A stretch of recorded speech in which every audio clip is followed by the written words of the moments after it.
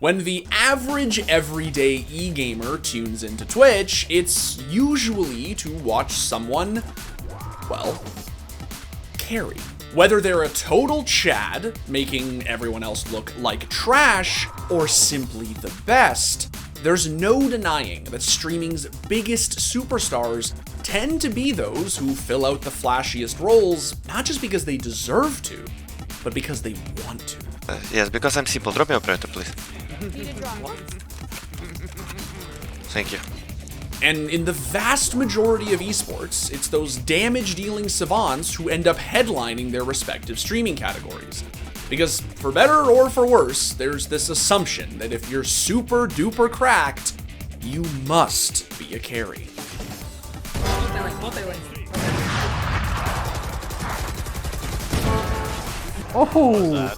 Oh my god, that was dirty. But, suffice it to say, that isn't always the most efficient way to exploit someone's awesomeness. In fact, there are countless cyber athletes across esports who, despite branding themselves as selfless enablers, have cemented themselves as some of the biggest, most badass enchiladas their esport has to offer. The Doom's still there, down onto the Medusa. The disarm as well from it to the man's halberd. There's a man! Oh my god! Oh, FY! F-flipping Y! He absolutely smashes them! And in the, let's say, quiet stomping grounds that is Twitch's Overwatch tab, there is one streamer among a handful of mainstays who's managed to grow a huge following of loyal, adoring admirers. Not by hitting sick widow flicks or earth-shattering Rein ults, but by brandishing his very own brand of awesome, edifying support. Yeah, they're going top right. Imagine if that hits that. Here I am.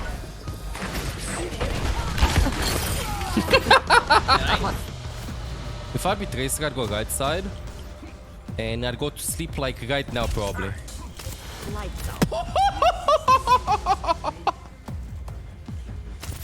It is confirmed I am Tracer. Rest no gold. BOOM! Oh my god. I'm on fire. But this bitch doesn't. This shut the Oh, mercy dead. Meet Mihai ML7 Lupascu, the health-bestowing aimbot who's spent years not only churning out sultry, clip-worthy sleep darts, but spitting science about supporting to his ever-growing audience. If they have Nanoblade, ML7! Wait for Genji to play it. Wait for Genji to dash. When Genji dash, you do the bash. Then you whiplash. Then you profit.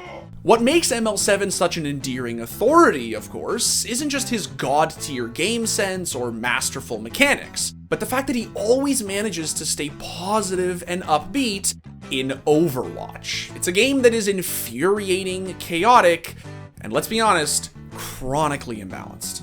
Tracer, 3, 2, 1, now. Kick W. That's so unfortunate. So how did ML7 go from an aspiring lawyer to Twitch's most absurdly talented Ana abuser? How is it that a snuggly deaf kitty cat became the real star of his stream? And if he's been able to find this much success in spite of the waning popularity of the original Overwatch, how big could he get once the sequel finally arrives? No power down. Get in there. Yeah, but it's even so chat.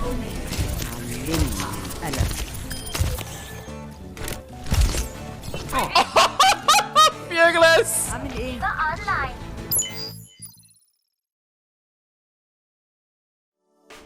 Alright, so before I dive into Mihai's journey, I must ask that you like, subscribe, and turn on notifications. Did you like my my Overwatch pun? You didn't. Wow, just not pulling any punches today, are we? It's not enough that I get made fun of for playing Overwatch. Now I have to sit here while you just...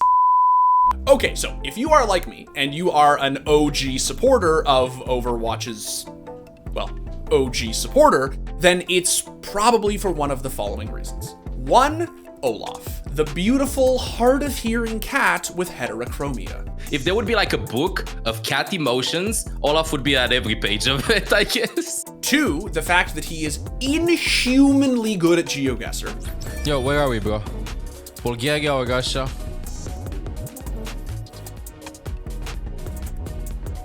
Everybody's gonna say Russia, but I'm gonna say Bulgaria because this is way too familiar and way too similar to Romania. And of course, 3, his absolutely out of this world Ana play. Chat, I'm just gonna go Wana to sleep guard the Genji because I want the clip. That's the only reason why I'm going on. Got him. What did I tell you? Here's the thing though. Our boy wasn't always Twitch's filthiest anti-administerer. In fact, contrary to what you might think, he didn't cut his teeth in arena shooters at all. No, like a lot of esports' crispiest aimers, ML7 was a dyed-in-the-wool 1.6er. What set Mihai apart from all the other European aim gods that beautiful, difficult esport engendered was his sensitivity. Let's just say that it was Pretty high.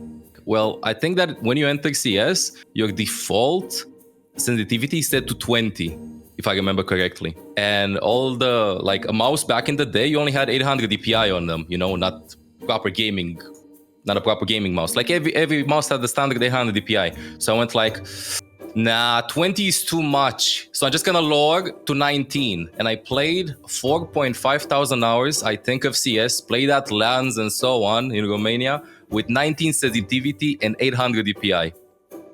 And everybody was like, how can you do that? What is happening? As for why Mihai opted to stick with such a spin-bot tier sensitivity, he just didn't give a shit what other people thought.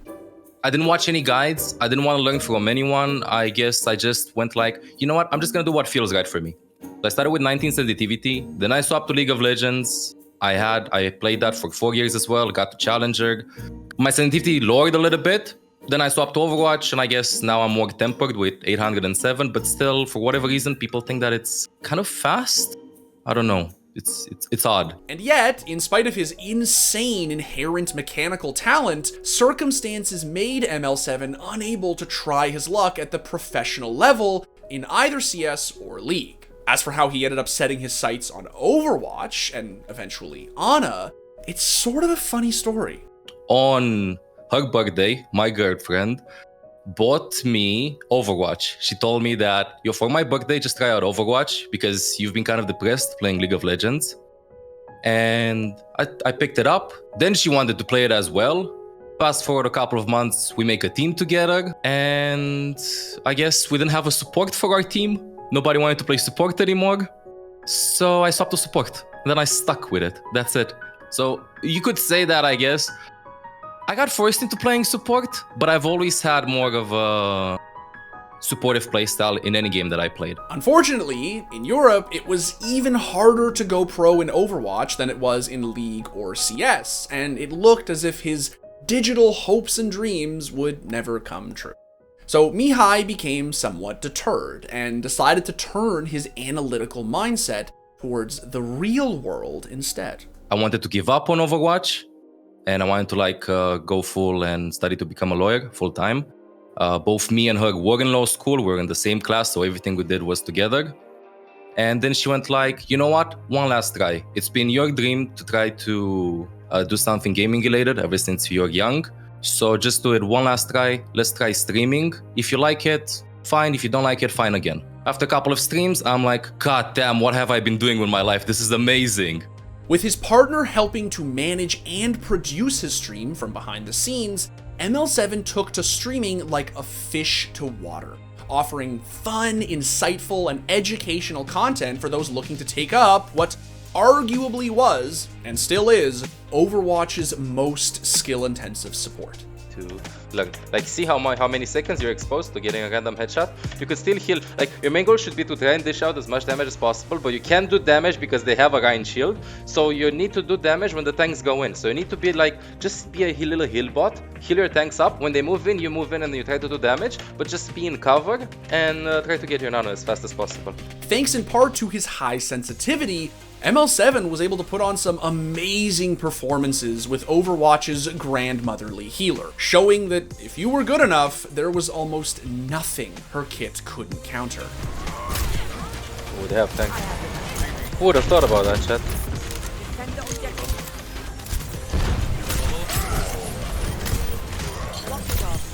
Bucketing, Rein. I'm gonna reload in too.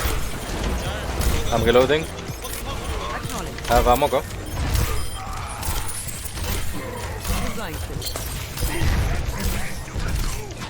Baby's sleeping top left, but Moxie. Yeah, Moxie's sleeping top left. On the stairs of Big Ben.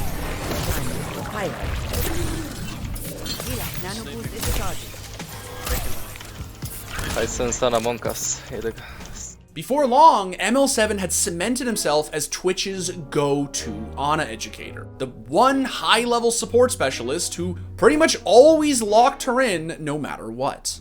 And some of you may not know this, but at the time, that wasn't actually considered to be a good thing.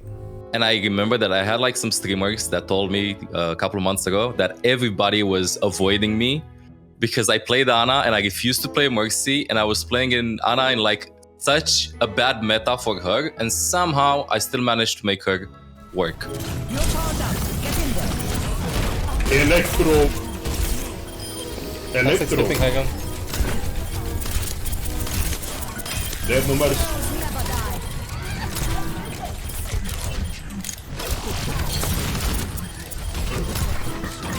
Tank.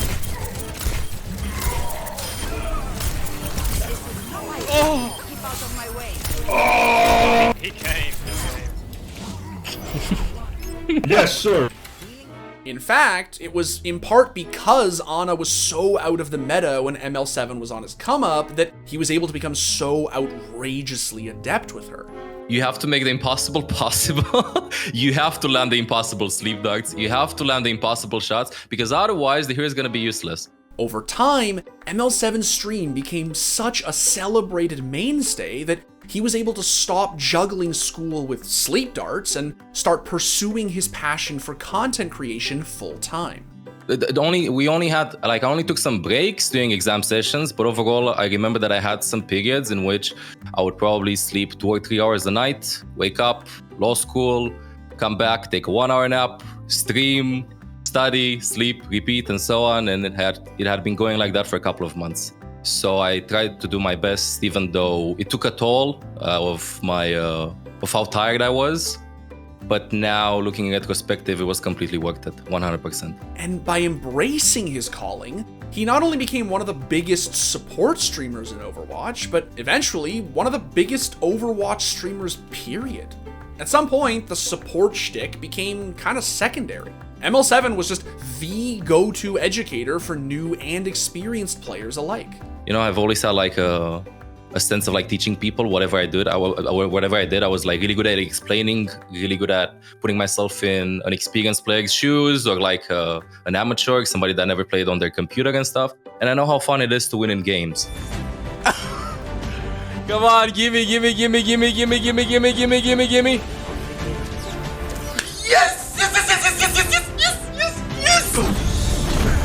Look, it's no secret that over the years, Overwatch has sort of waned in popularity. It struggled with deep-seated imbalance, faced hurdles as an esport, and received staggeringly little support from Blizzard. But through it all, with viewership down and tons of creators and competitors jumping ship, ML7 hasn't just gotten by, he's grown, carving out a successful life for him and his partner. I've been doing this with my partner from the beginning, and she's doing this with me. She's my social media manager. She edits. She's one of my editors right now. She just handles everything overall. I'm just on screen. We talk together. She also coaches me, if you can believe this. It's amazing to have like somebody like that in your life that you love, and that you can also like work with on the stuff that you like as well. Oh, and let's not forget Olaf. Gotta hide. What? Olaf! They closed my PC! It is worth highlighting the fact that ML7 has built a thriving community around what a lot of people would consider, however jokingly, a dead game. And he's done it from the faraway shores of Romania. What's more, he's shining a much needed light on how hard it is to clap cheeks as a tank or DPS without a smoke show of a support babysitting them every step of the way. Chat, look at this. Wait for it, look. Wait for the door to open, look. Observe. Reinhardt here, a Reiny whiny, can we tickle him? Hands on top. Okay, stop looking now. What you need to do is you need to take the support out to restaurants. You need to go in vacations. You need to ask how the support's day was. You need to ask how they feel about their plans, their future. Take care of them. Make them feel safe. Make them feel appreciated.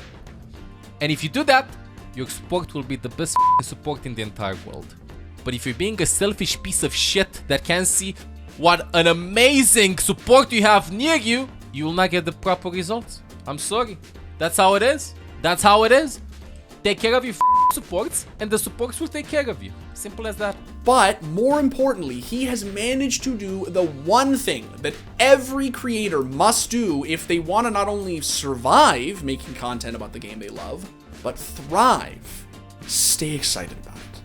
I still want to innovate. I'm still finding ways of playing the game every day. I'm still learning new ways. I'm still learning a ton. I've expanded my hero pool a lot. Like when I started playing support, I just went like, instead of being mediocre at everything, I'm just going to be really good at something. So I started playing Ghana, and then I swapped to Baptiste. Oh, when Baptiste was released, I was like, yeah. that felt amazing. Just gave me like old CS vibes. Yes, Chris, shoot me. Fuck, I did. Oh my god, I was so sick! What's this one?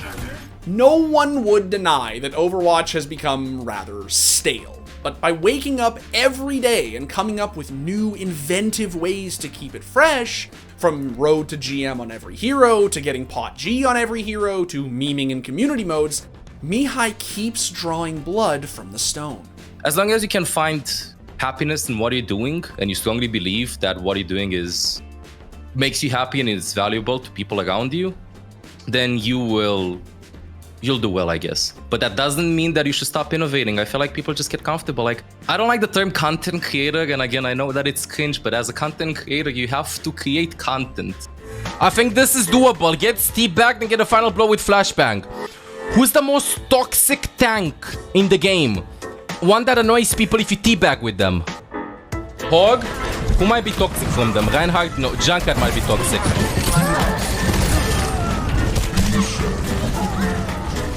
Just teabag him. Teabag him too. Teabag him too. Just teabag everybody. Wait, he left the game. Wait, too much. Wait, bro. Teabag him too. And with Overwatch 2 already in beta, and excitement starting to build around the sea of radical experimental changes it's slated to implement, the hope is that Mihai's stream can get even bigger. But no matter when the sequel ships, or how revolutionary it ends up being, one thing is for certain. ML7 and his partner will never stop ideating, innovating, and delivering the best product possible to their feral, Olaf-obsessed community. Which, at the end of the day, is sort of what being a content creator is all about. I don't want to sound corny or whatever, but I feel very lucky to be able to do this as a career. You know what, ML? I'm really proud of you, because the first interaction with me was me trash talking you in Rein because you kept playing Ana in Mercy meta. And look at you now. Here's the thing though. Our boy wasn't always Twitch's filthiest anti-administerer. Here's the thing though. Our boy wasn't always Twitch's filthiest anti-administerer. In fact, contrary to what you might think, he didn't cut his teeth in arena shooters at all. No, like a lot of esports' crispiest aimers, ML7 was oh my god. Alright, this line just has it out for me, bro. It's just, this line is just, it just has my number, bro. This line is my 13th reason, as Ryan would say. Okay.